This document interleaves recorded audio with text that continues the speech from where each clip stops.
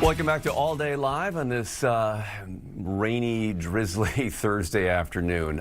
Gas prices, a big topic of conversation over the last month or more as those prices continue to surge across the country, slowing a bit perhaps, but still high. Today, the average price per gallon in Minnesota is about $3.52. The national average hovering around $4 a gallon.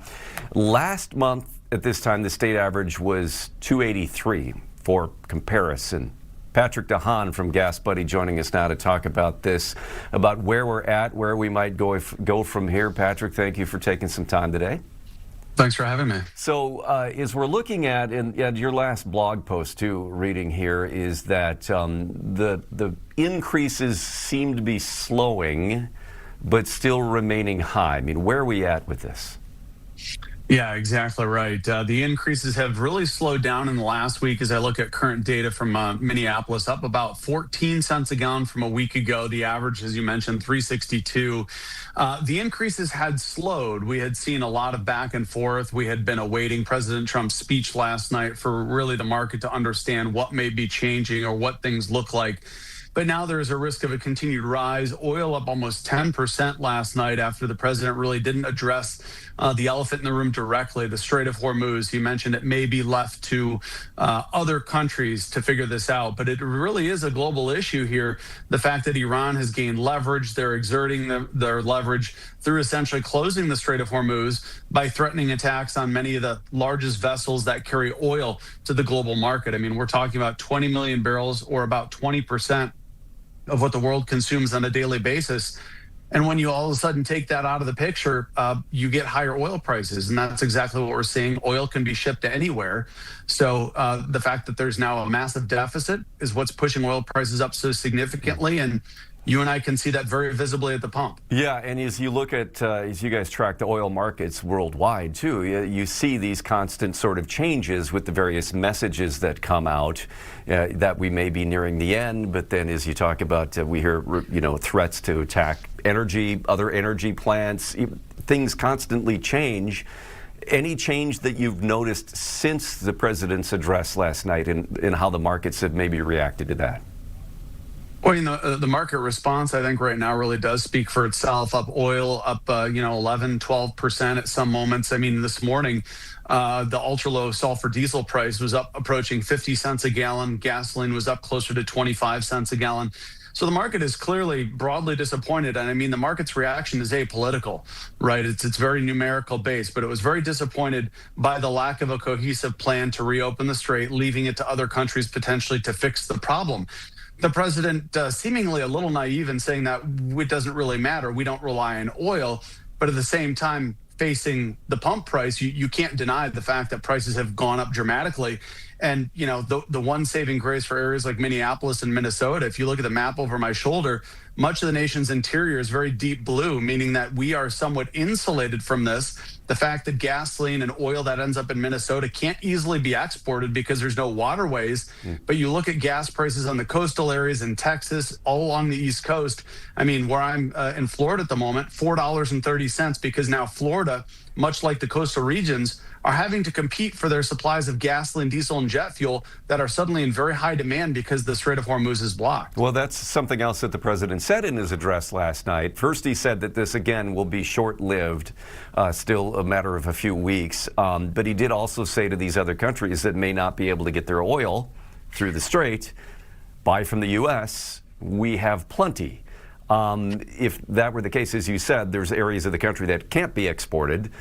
Those that are, you're seeing higher prices. If more countries come to the U.S. to buy oil, presumably that would just raise prices even more.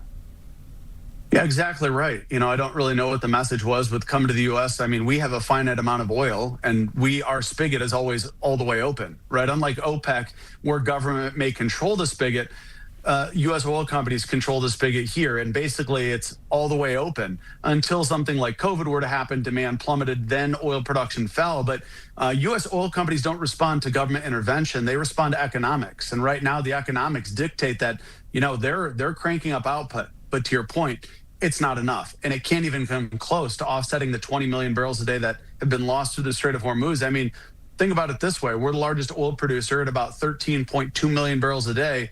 The Strait of Hormuz is like two of the top world's oil producing countries put together. That's what we've lost. And it's a little naive to think that the United States is able to simply just pump more oil. The president has said in recent days, too, that Iran has allowed more tankers to go through. Has that had any effect?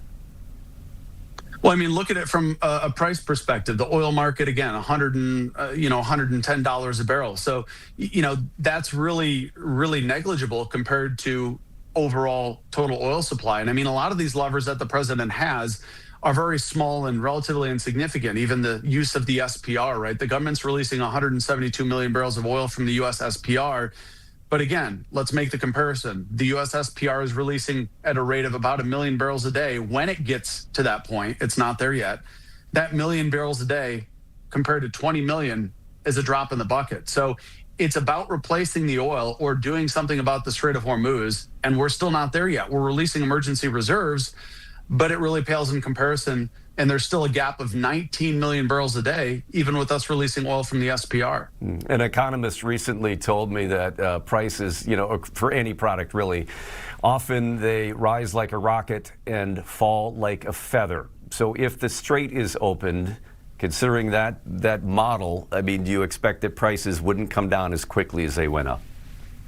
Oh, definitely not. I mean, there's a lot of bending and breaking in the background. Some countries are rationing. Some countries are running out of fuel. Just because the strait reopens doesn't mean all those problems are solved overnight, right? There would be an initial reaction. Oil prices would probably plummet if and when it gets clarity on the Strait of Hormuz, which we haven't gotten even remotely close to that yet. So to your point, I mean, oil prices would fall a decent bit on any clear plan for the Strait of Hormuz, but it likely would take several months for us to get prices back down close to where they were prior to the war. And by the way, the president has a lot of faith that that's going to happen. Prices are going to fall even lower than they were pre-war. But unfortunately, economics don't support that. Demand is going up as temperatures warm up. We've made the transition to cleaner, more expensive summer gasoline. And by the way, Trump did allow for a partial waiver. We still have to use summer gasoline, but it's essentially a common standard. And the Trump administration also allows E15 now year-round. These are all very small levers. And the gaping hole in the system is still ongoing in the Strait of Hormuz. It really does need to be addressed if the president wants to bring lower energy prices back. Okay, and then finally here in the meantime, as we started this conversation, it was about that the rises had slowed but still high. Do you expect that they'll remain sort of leveled off or slowly climbing? I mean, were you going to see anything drastic? Well, I think we probably are on the cusp of seeing a little bit of a drastic jump, especially diesel. I think diesel in Minneapolis is likely to jump over the $5 a gallon mark over the weekend or early next week at latest. And gas prices probably will make another jump closer to $4. And as long as this puzzle doesn't get solved, we're going to keep stepping up. Every week or so, we're going to see gradual and continued increases until something is addressed, whether or not that's the United States addressing the strait or another country. As long as this imbalance continues, oil prices are going to continue climbing. It's quite simple. Okay. Patrick De Haan with Gas Buddy, thanks for taking some time with us today to talk about this. Again, a lot of unknowns here.